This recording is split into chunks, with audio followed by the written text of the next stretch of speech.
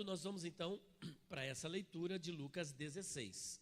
Assim que todos encontrarem, a partir do versículo 19 até o versículo de número 31. Talvez não vamos ler tudo para ganharmos tempo. Eu não sei que hora que comecei, acho que faz uns... Era 8h20, né? Então tem até 9h20. Posso falar? Posso, né?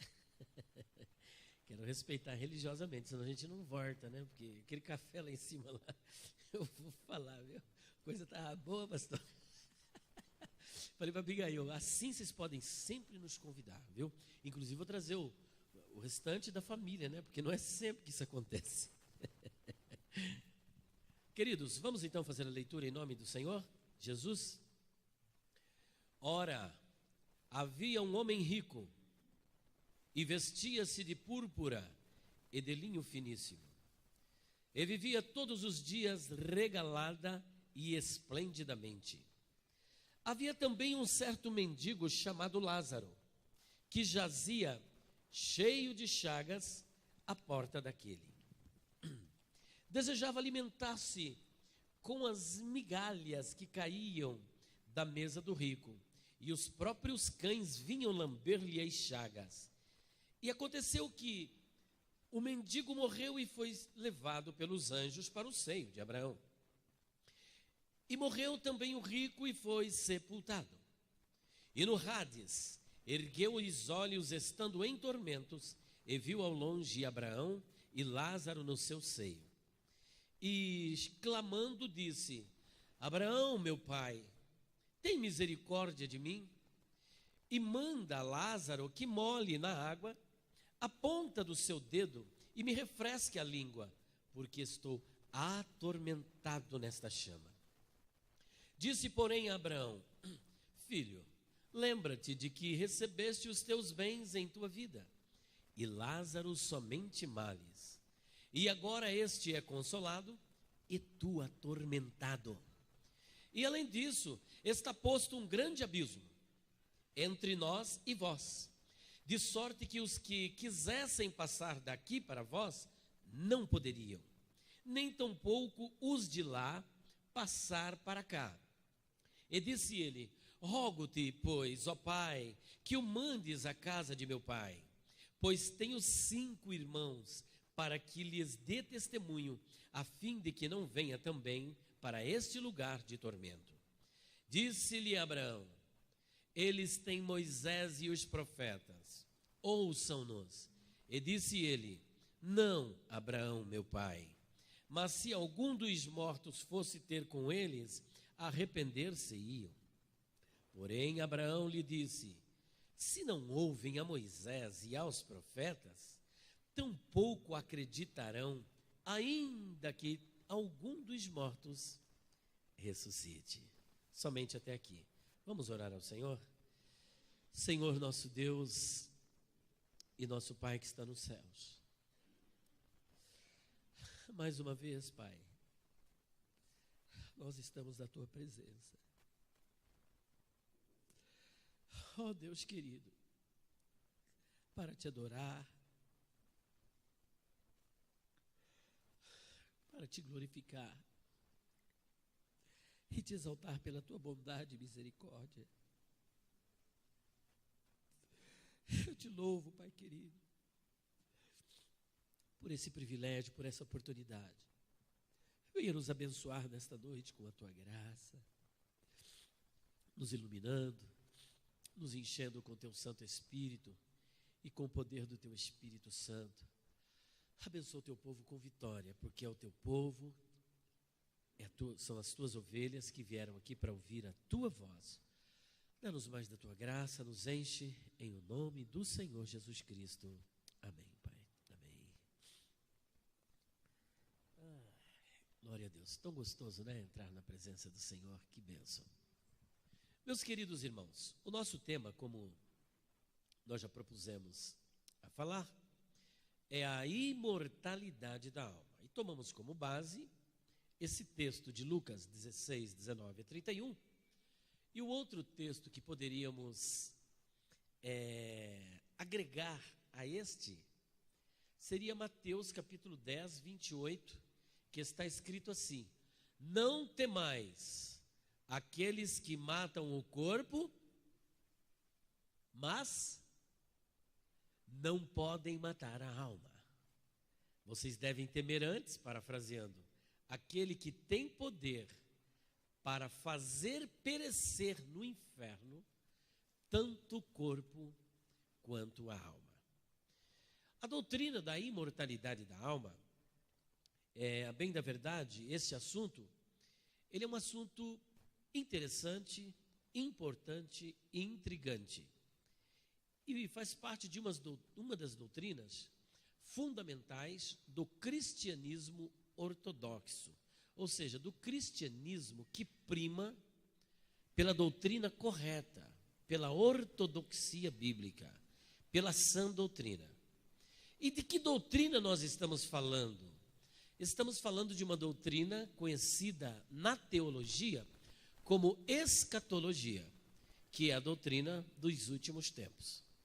Dentro da doutrina da escatologia, existe a primeira parte que deve ser estudada, conhecida como estado intermediário.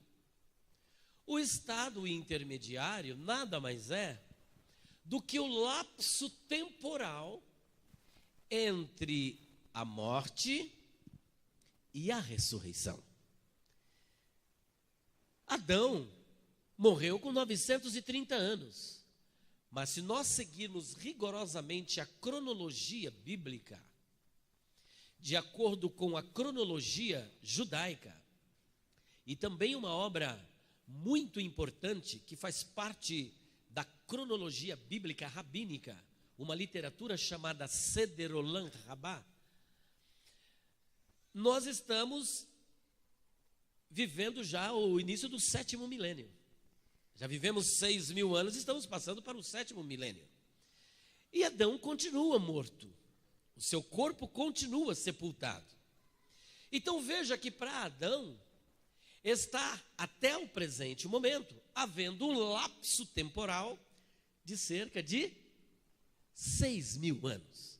Mas quantos dos nossos entes queridos que também partiram desta para outra vida? Uns seguros da sua salvação, que dormiram em Cristo, que morreram em Cristo. Essa preposição, a ideia é de ligação, de comunhão com Cristo.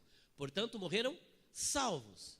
E outros nem tanto assim, porque não conheceram a Cristo, ou se o conheceram de ouvir falar, por conta do seu livre-arbítrio, resistiram à graça de Deus e partiram desta para uma outra vida, porém, sem salvação. Diante desta exposição, a pergunta que se deve fazer é: qual é o destino das pessoas que partem desta para outra vida? Para onde vai as pessoas depois da morte? Afinal de contas, o que é morte? Porque até Adão pecar, a morte não existia, porque o pecado também não existia. A Bíblia diz que o salário do pecado, e por um homem entrou o pecado no mundo, e pelo pecado, a morte. E por isso que todos pecaram. Por isso todos morrem, com exceção de 2 personagens privilegiados, cujos nomes são Enoque e Elias. Nem Cristo teve esse privilégio de não morrer. Ele também morreu. Mas morreu porque era pecador? Não. Morreu porque levou sobre si os nossos pecados. Portanto, nós estamos falando de uma doutrina fundamental do cristianismo, que é a escatologia. E dentro da escatologia, você tem o estado intermediário, que é esse lapso temporal entre a morte e a ressurreição. E nós sabemos que a ressurreição dos mortos, e a ressurreição que eu digo, não é a ressurreição como a ressuscitação, por exemplo, do filho da viúva de Sarepta, que está lá em 1 Reis capítulo 17, nem tampouco a ressuscitação do filho da Sunamita, em 2 Reis capítulo 4, e nem tampouco sobre aquele moço que foi lançado na sepultura de Eliseu, que está em 2 Reis, capítulo 13, e nem tampouco nós estamos falando sobre Talita, que é a filha de Jairo, em Marcos capítulo 5, e nem tampouco sobre o filho da viúva de Naim, nem tampouco sobre Lázaro, nem tampouco sobre Eutico ou sobre Dorcas. Estamos falando de uma ressurreição para a vida, para uma nova existência. Porque como novas criaturas que somos, a Bíblia diz que aquele que está em Cristo, nova criatura é. As coisas velhas, e eis que tudo se fez novo. Portanto, aqueles que fazem parte deste novo reino, desta nova existência com Cristo, e que morreram em Cristo, de acordo com 1 aos Tessalonicenses, capítulo 4, versículo 13, até o versículo de número 18, por ocasião da parúzia, da volta do Senhor Jesus Cristo, estas pessoas, ao soar da última trombeta, o Senhor virá com alarido, haverá um grande brado, um grande grito, e a Bíblia diz que aqueles que dormem no pó da terra ouvirão a sua voz e ressurgirão em glória com o corpo glorificado para encontrar o Senhor Jesus Cristo nos ares. Vocês não estão já com vontade? Porque é a grande expectativa da igreja. A gente chama isso de sumum bonum do cristianismo, ou seja, o bem supremo do cristianismo. Porque a grande expectação, a grande expectativa, a grande esperança da igreja é a volta do Senhor Jesus. Mas não é apenas a sua volta, é o que ocorrerá por ocasião deste retorno. É a sua ressurreição, é a sua glorificação, é a nossa glorificação. Para fazermos parte de uma nova existência, da família de Deus. Portanto, esse corpo hoje corruptível, que morre, que sofre, Paulo, na sua primeira carta aos Coríntios, capítulo 15, a partir do versículo de número 50, a bem da verdade, todo o capítulo 15 da primeira carta de Paulo aos Coríntios é um verdadeiro discurso apologético em favor da ressurreição. Só que a partir do versículo 50, toda a sua exposição, as suas premissas, elas são direcionadas para um clímax, que é o retorno do Senhor Jesus e todo aquele estardalhaço que vai acontecer, e os mortos sendo levantados da sepultura, e os vivos sendo transformados num abrir e piscar de olhos para o encontro do Senhor nos ares. E ele confirma lá em 1 Tessalonicenses, e assim estaremos sempre com o Senhor. Portanto, o estado intermediário é esse espaço entre a morte e a ressurreição. Portanto, nós vamos falar um pouco sobre isso. O que acontece com o seu ente querido, ou conosco mesmo, depois da morte? O que acontece com o corpo? Já parou para pensar? O que acontece com a alma? Afinal de contas, nós temos uma alma ou somos uma alma? Nós temos apenas uma alma e um corpo, ou temos corpo, alma e espírito? Existem várias teorias. Uma chama-se holismo, a outra chama-se dicotomia e a outra tricotomia. Os holistas são aqueles que entendem que o homem é uma coisa só. O dicotomista que o homem é corpo e alma, e os tricotomistas que o homem é corpo, alma e espírito. Mas se você tem corpo e alma e espírito, afinal, o que é a alma? Ou o que é o espírito? E o que acontece? São entidades separadas? Se são entidades separadas, quando você morre, o que é que morre? E afinal, o que é a morte? E para onde vai a sua alma? Para onde vai o seu espírito? Se você é dicotomista, para onde vai o seu espírito ou a sua alma? Qual é a situação? Onde eles estão? E se estão em algum plano espiritual, usando aqui uma linguagem mais popular, em alguma região espiritual, qual é a condição? Estão dormindo, roncando, porque afinal de contas, tantos anos, né? Um sono profundo, Ou estão conscientes? Se estão conscientes, tem bate-papo lá? O que estão fazendo? Estão no céu? Estão no Sheol? Estão no seio de Abraão? Estão no Guiena? Estão no Tártaro? Estão na sepultura? Estão no paraíso? Afinal, vocês nunca fizeram essa pergunta? Eu creio que já. Se você for consultar um espírita, ele vai te dizer rapidinho: quando você morre, seu corpo vai para a sepultura e ele nunca mais vai ressuscitar. É o seu espírito que vai ficar vagando num plano espiritual, aguardando um corpo para poder pagar os seus pecados, que eles chamam de karma. Se você perguntar para a igreja católica, eles vão dizer: não, o seu corpo morre, vai para a sepultura, mas o seu espírito, a sua alma vai para o purgatório. E purgatório, por falar nisso, existem duas divisões no purgatório. E quais são? Existe o limbus patrum e o limbus infantium. E o que é o limbus patrum? É o limbo dos pais, dos fiéis do Antigo Testamento. E o infanto é aquele local para onde vão as crianças que não foram batizadas. Então eles têm várias respostas. E se você perguntar para o adventista: meu amigo, quando você morre, você deixa de existir. Só volta a existir na ressurreição. E se você perguntar para Testemunho de Jeová? Idem. Mas e a Bíblia? O que ela diz acerca disso? Bom, vamos parar de mistério, vamos entrar no assunto, que já começou a aguçar a curiosidade dos irmãos. Eu não sei se vocês querem ouvir um pouquinho rápido da história da imortalidade da alma. Querem um pouquinho? Então vamos lá. Bom, muitas controvérsias existem na história da igreja, e não só na história da igreja, antes da história da igreja.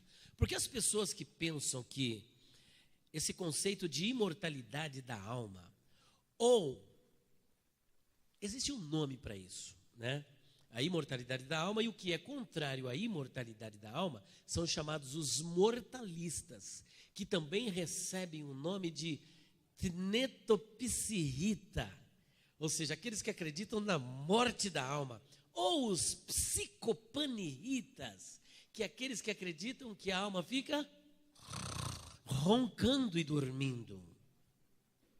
E existe o outro pensamento, que é os imortalistas, que acreditam que, apesar da morte do corpo, existe uma entidade imaterial, ou duas, de acordo com os tricotomistas, porque alma e espírito se fundem formando uma só peça, que continua existindo após a morte e de forma consciente.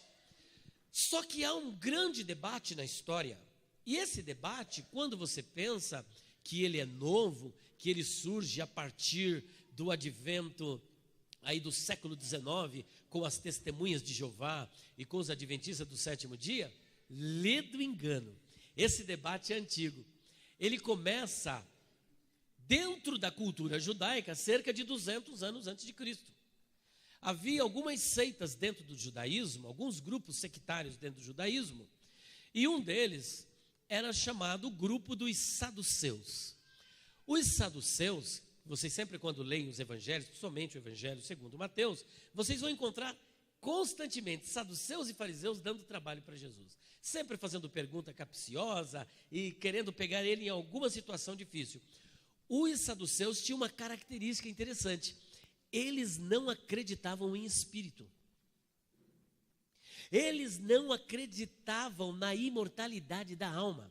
Eles seguiam mais ou menos um ponto de vista platônico. Porque Platão, depois mais à frente, nós vamos falar sobre o conceito platônico de imortalidade da alma. Portanto, eles seguiam o conceito platônico de imortalidade da alma. Eles acreditavam que quando o homem morria, tudo acabou. Tanto é verdade que, se eu não me engano, não sei se é no capítulo 22 de Mateus, quando Jesus está falando sobre a ressurreição dos mortos, eles vêm falando sobre a lei do levirato. Falou: uma mulher teve um marido, casando-se com ele, ele não pôde dar filho para ela.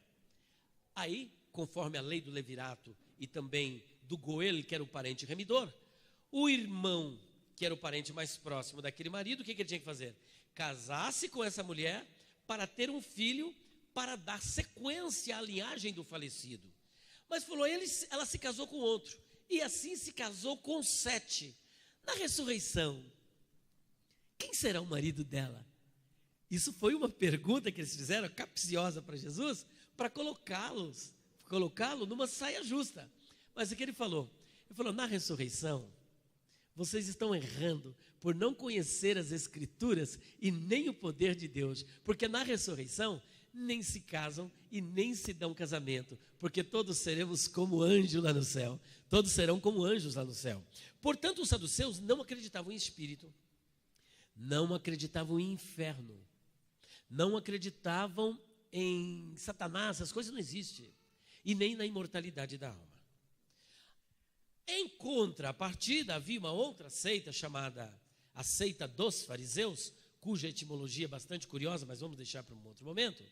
Os fariseus, diferente dos saduceus, criam em espíritos, criam em anjos e também acreditavam na ressurreição e na imortalidade da alma.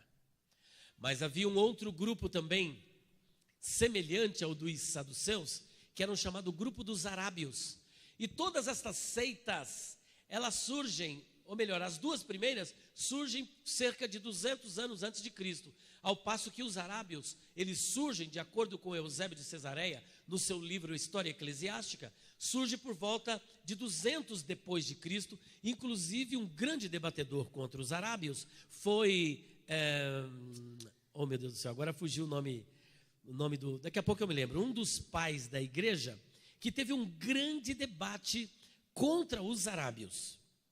Então eles não acreditavam na imortalidade da alma. Então vocês vejam que essa crença é uma crença antiga, tanto na mortalidade quanto na imortalidade da alma. Além deles, saindo um pouco agora da teologia judaica entre os judeus, a crença da imortalidade na história, ela precede o judaísmo. Antes dos judeus existirem como povo, havia povos que acreditavam na imortalidade da alma, como por exemplo, os egípcios. Foi descoberto um livro que ficou conhecido como o Livro dos Mortos, a partir da Pedra Roseta, que os egiptólogos e outros especialistas nesta área de traduzir manuscritos e escritos antigos, como é o caso dos egípcios, que a escrita dele era uma escrita hieroglífica, porque era aqueles desenhos, vocês já viram? Aqueles papiros, aquelas coisas egípcias, que são aqueles desenhos, parece uma serpente, tem uma ave, então aquilo é uma escrita hieroglífica. Então, a partir desta pedra, eles conseguiram traduzir, encontraram algumas sepulturas dos monarcas egípcios e entraram numa sala conhecida como a Sala dos Mortos. E aí eles decifraram e escreveram o Livro dos Mortos. E os egípcios, já nesta época, acreditavam na imortalidade, que aquela pessoa que morreu voltaria à vida. Tanto é verdade que quando havia um monarca, por exemplo, quando encontraram a múmia do rei Tutankhamon, eles encontravam escravos.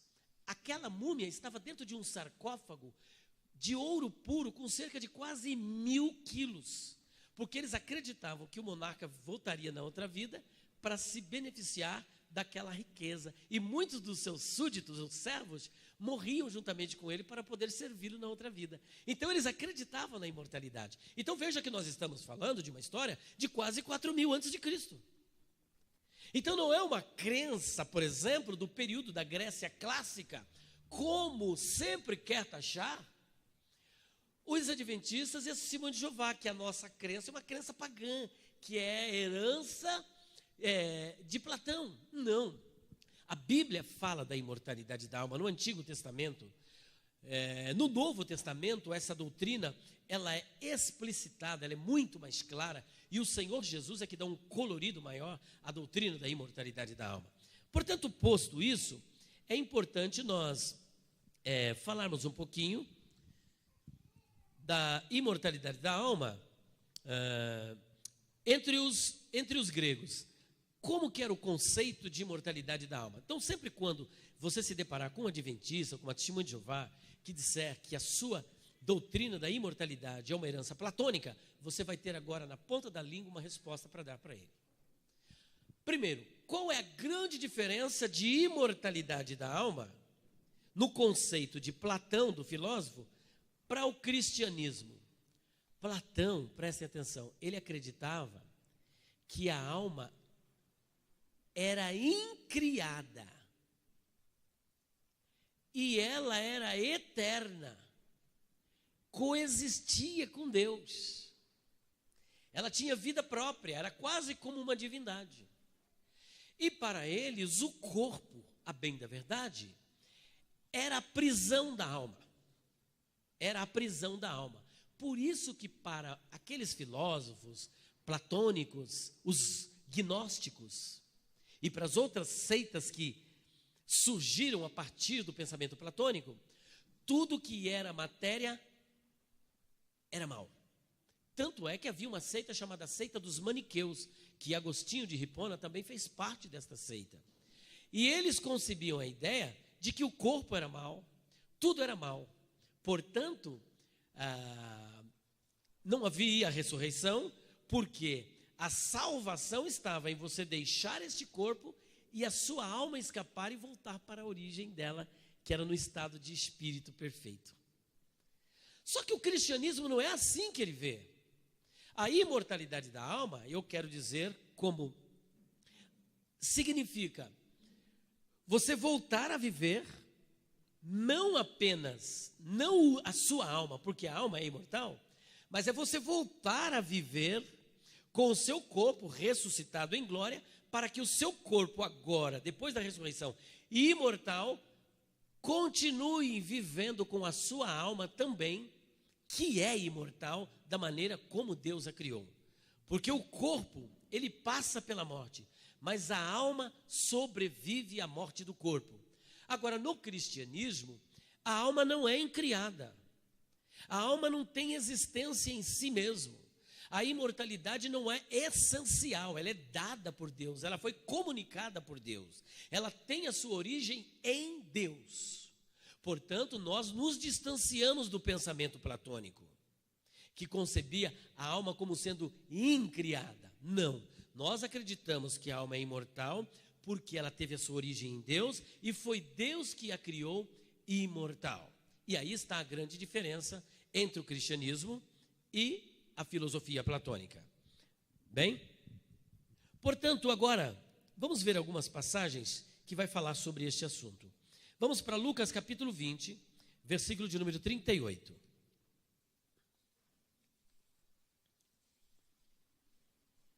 Lucas 20, 38. Bem rapidinho, que nós temos 30 minutos. Lucas 20, 38, eu vou ler. Ora, Deus não é Deus de mortos, mas de vivos, porque para Ele vivem todos, ou todos vivem. Ainda Mateus capítulo 10, 28. E não temais os que matam o corpo, e não podem matar a alma. Temei antes aquele que pode fazer perecer no inferno a alma e o corpo. Olha o que Jesus disse.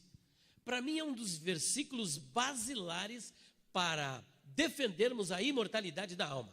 Preste atenção, o que Jesus está dizendo? Não tenham medo daqueles que podem matar o seu corpo. Como é que um corpo pode ser morto por alguém? Através de um tiro, através de um atropelamento, ou como acontece de vez em quando nos Estados Unidos e Israel, que vem aqueles atentados terroristas, né? E explode uma bomba, a pessoa morre. Mas ele diz, não temam essas pessoas. Porque quando elas usam uma arma, quando elas usam uma bomba, tudo que elas podem fazer é matar? É matar? Mas elas não podem? Não podem? Ora, raciocinem comigo. Se a pessoa deu um tiro lá de calibre 45, disparou, você tombou.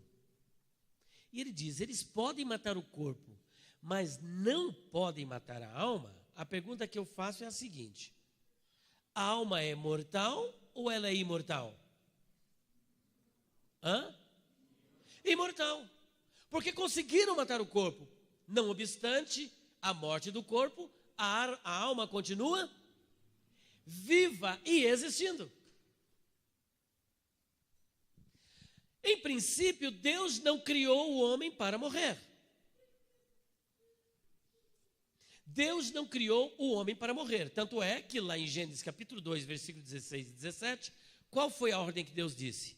De toda a árvore do jardim comerás livremente, mas da árvore do conhecimento do bem e do mal, essa daí você não pode comer. Porque no dia que você comer,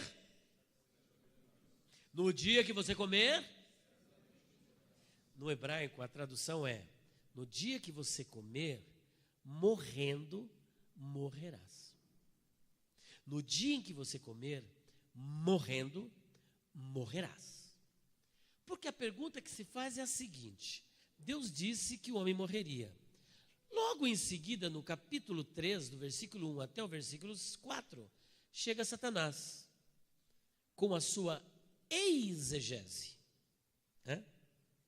tentando impor uma interpretação no texto, dizendo o seguinte: é assim que Deus disse: não comereis de toda a árvore que está no jardim? E Eva cai nas lábias da serpente e diz: não, não é assim que ele disse. Ele disse que nós podemos comer de toda a árvore do jardim, mas da árvore do conhecimento do bem e do mal, aí ela acrescenta: nós não devemos comer e nem tampouco tocar. Por quê? Porque no dia que nós comermos, nós morreremos. E aí vem a interpretação do diabo: não morrereis, que inclusive é um texto que os adventistas de Testemunho de Jeová gostam muito de usar, dizendo que quem acredita na imortalidade da alma está sendo enganado por Satanás, porque Deus disse que vai morrer, mas o diabo disse: não morrerás. Só que lá em João capítulo 8, versículo 44,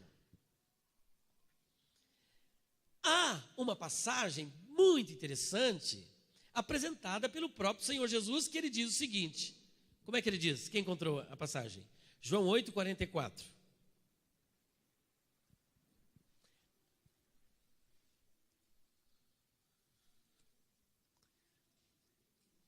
Quem encontrou pode ler.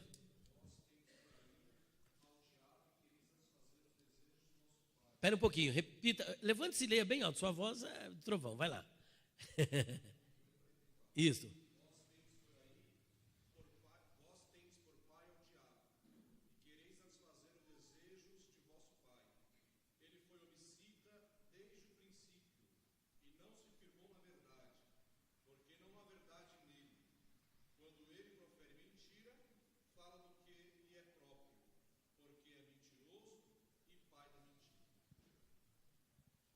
Muito obrigado. Porque ele é mentiroso e nunca se firmou na verdade. Jesus está fazendo uma alusão a que período? Lá no Jardim do Éden. Deus disse: no dia em que vocês comerem, morrendo, morrerás. Satanás, o que ele disse? Não morrerás. Agora preste atenção, porque o cético, agora aqui é uma palavra contra os céticos e o ateu e aqueles que querem confundir. A minha pergunta é: Deus disse que morreria. Satanás disse? Quando Eva caiu, foi enganada, de acordo com 1 Timóteo capítulo 2, versículo 14 e 15, Paulo disse: Adão não foi enganado, mas Eva, sendo enganada, caiu em transgressão. Então, quando ela foi enganada pela serpente e comeu do fruto e deu para o seu marido, a minha pergunta é: quando ela comeu, ela morreu? Sim ou não, gente? Então, se ela não morreu, Deus não disse que iria morrer, mas ela não morreu. Não poderia dizer, fala, peraí, quem está falando a verdade? Não seria mais fácil para Adão ser levado por essa conversa? Adão, acorda, meu filho. Ele não disse que eu iria morrer no dia que comesse? Sim, eu já dei a primeira dentada. Olha eu aqui, ó, vivinha. Morde, meu filho. Ele comeu. e os seus olhos foram abertos. Satanás disse que eles não morreriam. E de fato e de verdade, olhando para eles, eles não morreram. Não dá aquela ideia de que Deus mentiu? É uma exegese, uma interpretação forçada que Satanás, ele foi o primeiro intérprete da Bíblia, gente. Mas um falso intérprete. Por que que ele é mentiroso? Por quê?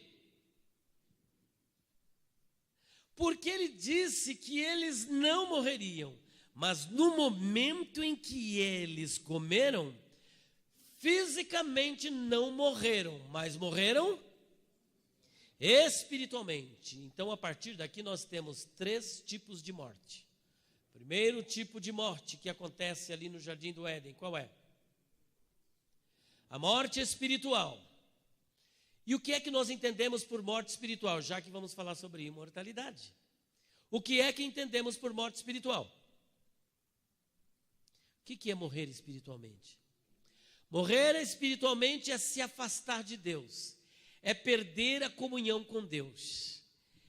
Isto é morte espiritual, é o afastamento da comunhão com Deus.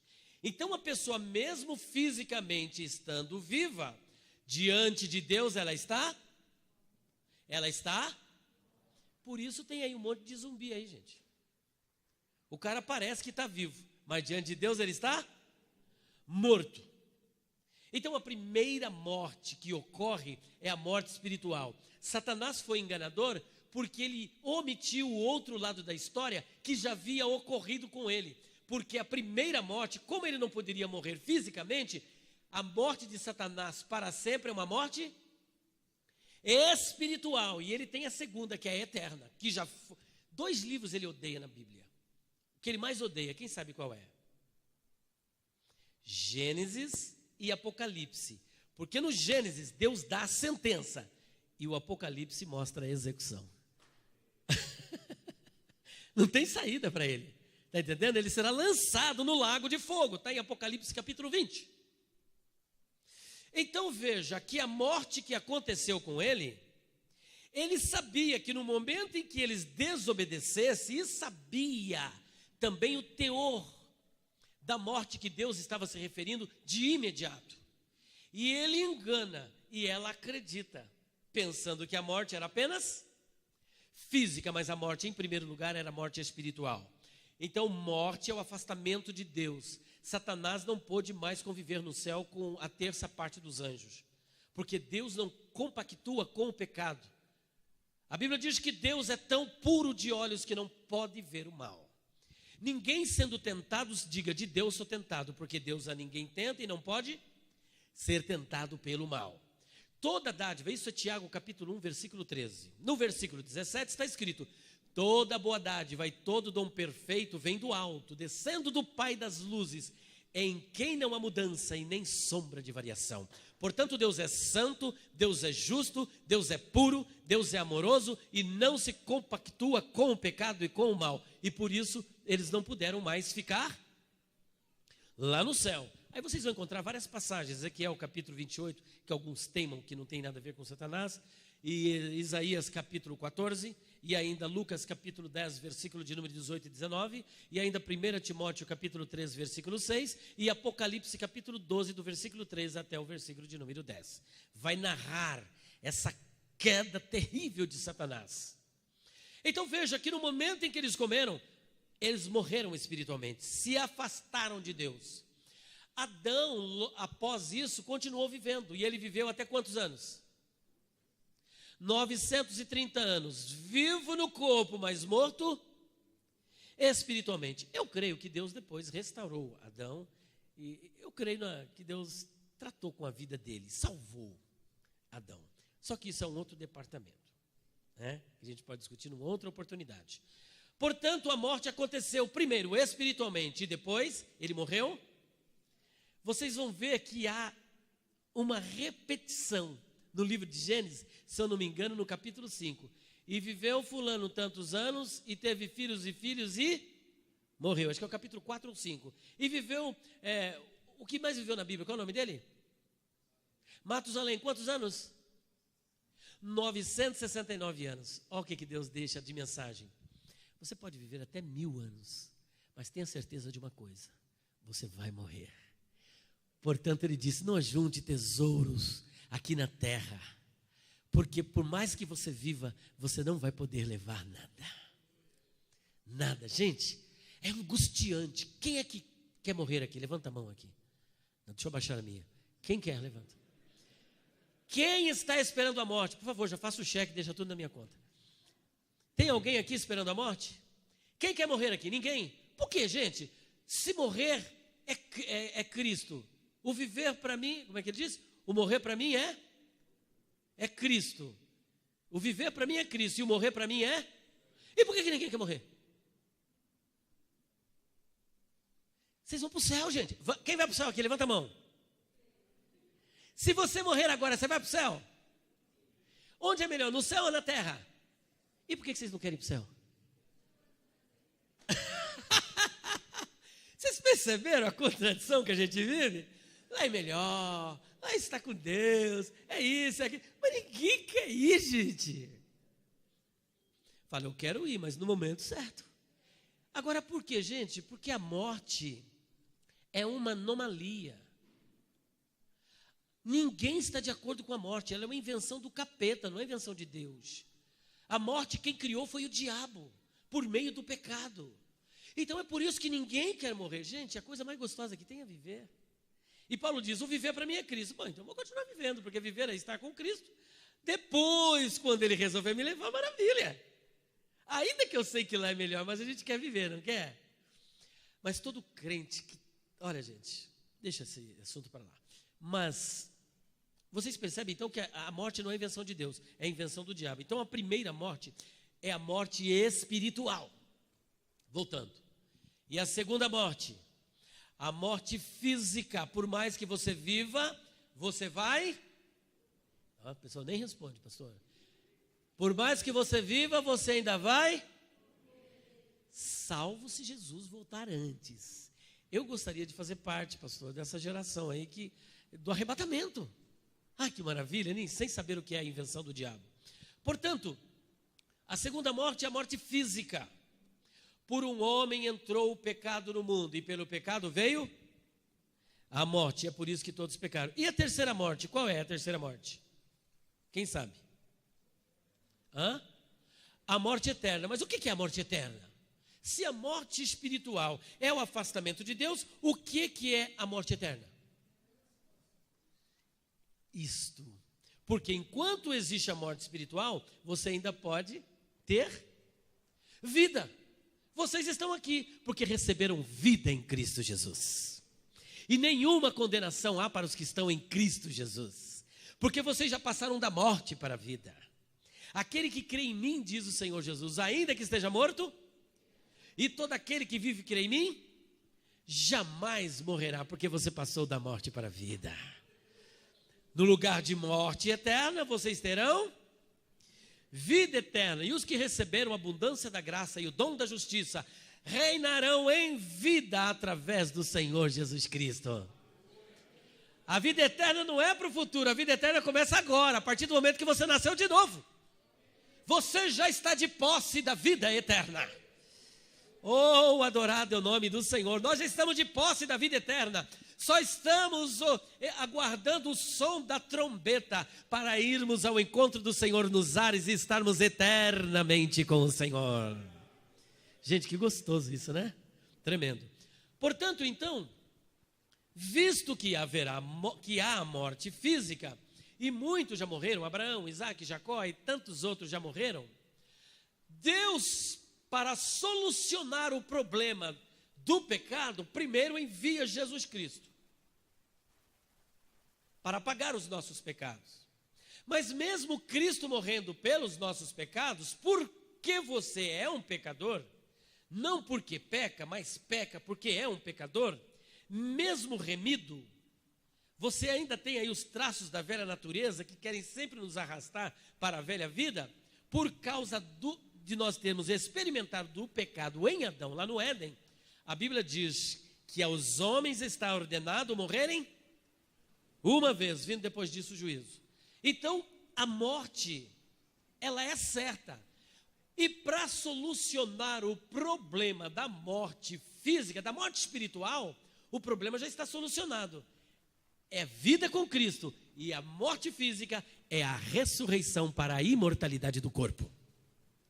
Portanto, ressurreição e imortalidade, que a ressurreição é para trazer a imortalidade e a glorificação, nunca na Bíblia está relacionada à alma. A ressurreição com o corpo glorificado sempre está relacionado ao corpo. Leia 1 Coríntios 15 inteiro. Não há lugar para a alma ali, porque a alma já é imortal. Jesus disse isso em Mateus 10, versículo 28. Não temais os que podem matar, mas não podem matar, logo a alma é imortal. Então, a imortalidade é sempre ligada, a imortalidade, eu digo, a ressurreição está sempre ligada ao corpo, porque o corpo morre, mas a alma não morre. Amém? Continuando, não vai dar tempo, irmãos, de falar sobre a origem da alma, mas vamos rapidinho aqui falar um pouquinho, só correndo, falar sobre a origem da alma. Para vocês, qual é a origem da alma? O que vocês acham? Para resumirmos. Origem da alma. Para corrermos, existem 3 teorias relacionadas à origem da alma. A primeira teoria, ela é conhecida como teoria pré-existencialista. O pré, esse prefixo pré, ele dá a ideia, por exemplo, um cheque pré-datado, significa o quê? Você está dando um cheque antes da data. Então, pré-existencialismo significa antes da existência. Então, a teoria pré-existencialista parte do pressuposto de que as almas dos homens, ou o espírito dos homens, existem antes deles fisicamente virem a existir. E quem esposa essa doutrina, e quem esposava, eram os egípcios, os povos orientais, e depois Sócrates, Platão, e creio que também Aristóteles. E os grandes expoentes do pré-existencialismo são chamados os espíritas kardecistas, porque dentro do espiritismo, eles acreditam que Deus formou os espíritos todos ignorantes, na eternidade. E os espíritos foram criados ignorantes e vêm aqui para a Terra para se aperfeiçoarem, através de sucessivas reencarnações, e nestas reencarnações, eles têm um peso, uma dívida que eles pagam, que eles chamam de karma. Então, um nasce cego, outro nasce aleijado, outro nasce débil mental. E existe dentro do espiritismo a chamada metempsicose, que é a crença que você, na outra vida, pode vir um gato. Mas não um gato assim igual eu. Gato que eu estou dizendo é um quadrúpede. Um animal, uma cobra, uma serpente. Por isso, lá na Índia, os hinduístas, para pouco mais de 1 bilhão de habitantes na Índia, existem cerca de 33 mil deuses. Deus sapo, Deus cobra, Deus ratos, porque existem as castas, as subcastas, aquelas que vivem no esgoto, pessoas que vivem dentro do esgoto, morando com os ratos. São as subcastas. E tem a famosa deusa vaca. Se ela parar no trânsito, o trânsito tem que parar, porque a vaca, ninguém pode mexer com a deusa. Vocês estão entendendo? Então é chamada metempsicose. Agora é a outra teoria. A outra teoria chama-se teoria criacionista. Essa teoria parte do princípio que é Deus que cria a alma também. Só que Deus cria na hora em que os pais, que o marido e mulher se unem, e o óvulo é fecundado pelo espermatozoide. A partir deste momento, Deus cria um espírito novo e coloca ali para dar vida. Essa teoria é bastante interessante, é bastante debatida e discutida, porém ela tem os seus problemas. Bom, a outra nem preciso discutir, né? Essa da teoria do karma, do espiritismo, já está descartada como reprovada. Não tem amparo nas escrituras sagradas. Mas e esta segunda, o criacionismo? existem muitos teólogos, inclusive na história da igreja, no século V, por volta do quarto e quinto século, surgiu um homem chamado Pelágio. Pelágio, ele era criacionista. E no conceito pelagiano, como ele era criacionista, ele acreditava que a queda de Adão não nos afetou. Adão, quando pecou, ele pecou e o pecado foi o pecado dele mesmo. Então ele não acreditava no pecado original. Não acreditava que nós fomos afetados pelo pecado. Nós, quando nascemos, somos neutros. Nem somos pecadores e nem extremamente santos. Somos neutros, podendo vir a pecar ou não pecar. E por isso ele diz que o homem, ele não peca porque é pecador, mas ele é, ou melhor, ele não é pecado. Ele não peca porque é um pecador, mas ele é pecador porque ele peca. O que vocês acham? Você é pecador porque peca ou peca porque é pecador?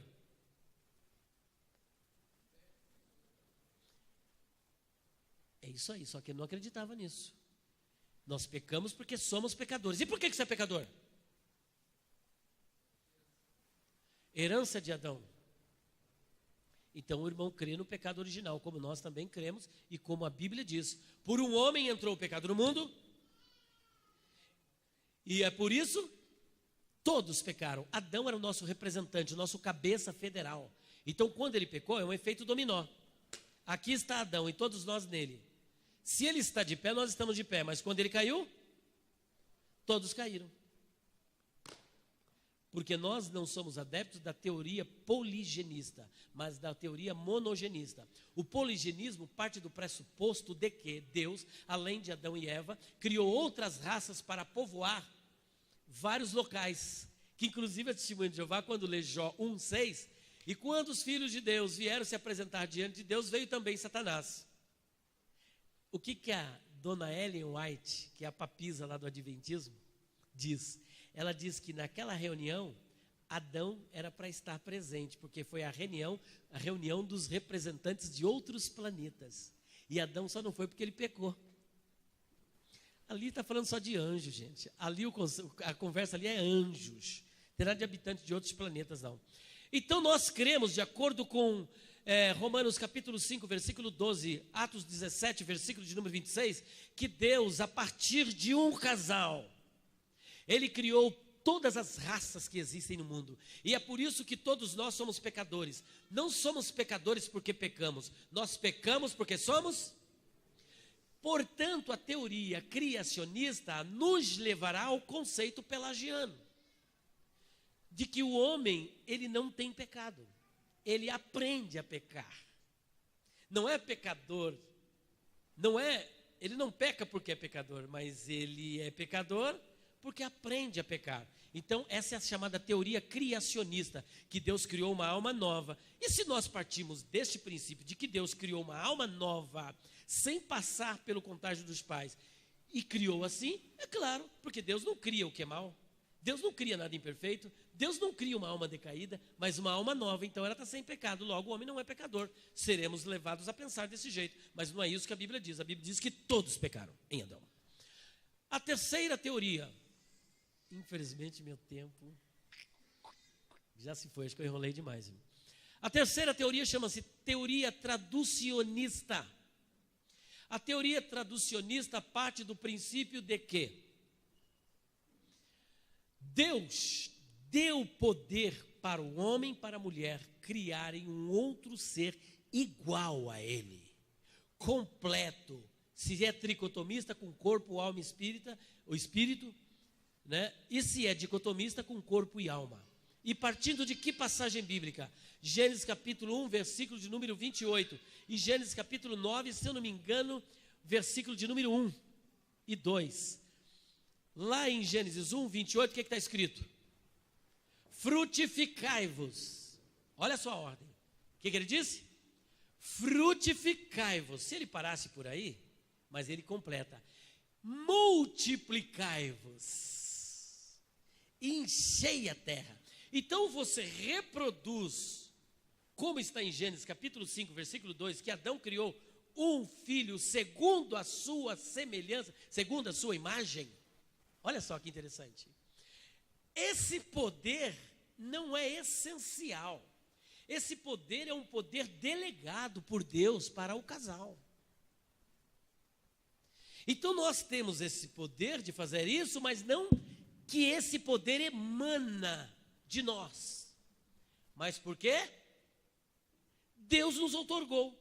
Gênesis capítulo 9, versículo de número 1 também diz: somente 2 vezes Deus disse: frutificai-vos e multiplicai-vos e enchei a terra. Primeiro, quando não havia ninguém na terra a não ser Adão e Eva. E segundo, quando havia somente 8 pessoas habitando sobre a face da terra, que foi depois do dilúvio. De novo, frutificai-vos e multiplicai-vos e enchei a terra. Então, a partir desta perspectiva, os traducionistas acreditam que a alma tem a sua origem no pai e na mãe. Porque de outra forma, como é que nós temos a herança do pecado? Porque não é o corpo propriamente que peca, gente. Porque o corpo morre e vai para o cemitério. A alma é que peca por meio do corpo. Estão entendendo? Ela peca por meio do corpo. Portanto, os dois pecam. Porque se ela peca por meio do corpo, o corpo também peca. E é por isso que lá em 1 Tessalonicenses capítulo 5, versículo 23, está escrito: todo o vosso corpo, alma e espírito sejam plenamente conservados para a vinda do Senhor. Estão entendendo? Então, para nós finalizarmos, porque meu tempo já esgotou em 5 minutos, não dá para falarmos mais. A morte acontece no corpo, mas não acontece na alma. Portanto, a alma, ela é imortal. Existem várias passagens bíblicas. Por exemplo, nessa passagem do rico e Lázaro, temos aqui material suficiente para divulgarmos a imortalidade da alma. A Bíblia diz que quando Lázaro morreu, o que aconteceu com ele? Primeiro, o rico morreu e foi sepultado. O que foi sepultado? Seu corpo. Mas diz que lá no Hades, ele clamava, que ele estava em tormento. Agora, só que o Lázaro também morreu. E ele foi levado, mas o seu corpo não foi levado. Porque carne e sangue não era do reino de Deus. O que foi levado, o que é? A alma. Então, o imortalista, aqueles que acreditam na imortalidade da alma, defendem biblicamente, de acordo com as palavras de Jesus e as palavras de Paulo e a palavra dos apóstolos, que apesar da morte do corpo, existe uma parte imaterial que sobrevive à morte do corpo, e esta parte chama-se alma e espírito, ou alma ou espírito. Mas que sobrevive. O ladrão da cruz, que era ex-ladrão, ele observando se arrepende e diz: Senhor, lembra-te de mim. A gente pensa que é entrares, mas na verdade é quando vieres. Não dá tempo de eu explicar, porque isso faz parte da escatologia judaica. Que eles tinham uma expectativa de que o Mashiach, que é o Messias, voltaria no seu reino aqui na terra.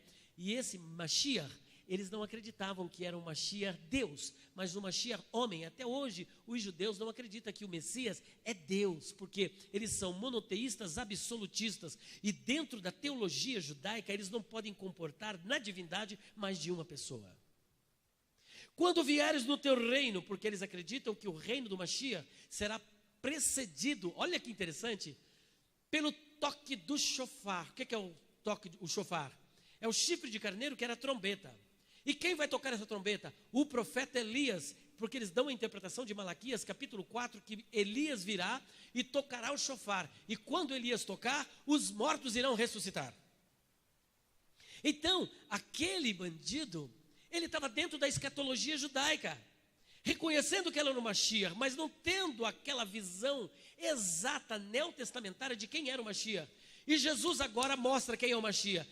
Hoje, você já vai estar comigo no paraíso. Ele dá para ele um lenitivo, não para o futuro. Você vai agora comigo. É hoje que você vai comigo para o paraíso. Ora, O corpo dele foi tirado da cruz e foi sepultado. Então o que é que foi para o paraíso? Se carne e sangue não era do reino de Deus, e a ressurreição, nem o próprio Cristo havia sido ressuscitado com o corpo glorificado, logo ele também não poderia ter sido glorificado antes de Jesus, senão isso conflitaria com 1 Coríntios capítulo 15, versículo 23, que diz que Cristo é as primícias dos que dormem. Então, com o corpo ele não poderia ter sido ressuscitado. E não foi ressuscitado ainda. E não foi levado para o céu com o corpo. Então o que é que foi para o céu?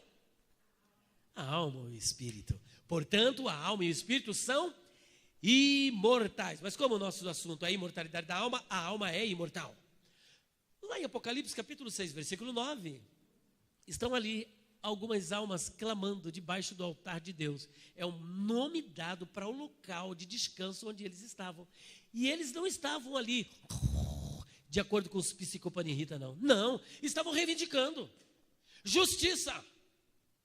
Até quando, ó soberano, não faz justiça contra os nossos irmãos que ainda vão morrer lá na face da terra, como nós morremos?